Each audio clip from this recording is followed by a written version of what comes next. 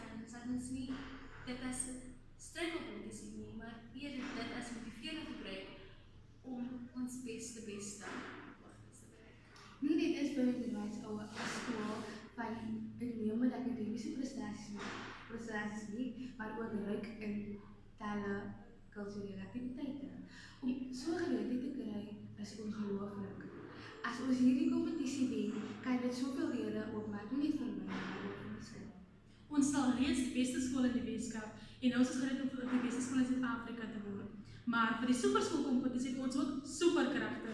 Gianni is 'n baie goeie debattrice, ek 'n buigsame danser en ek 'n goeie joernalis. En saam maak ons 'n superspan. Pakadwa Ekasta.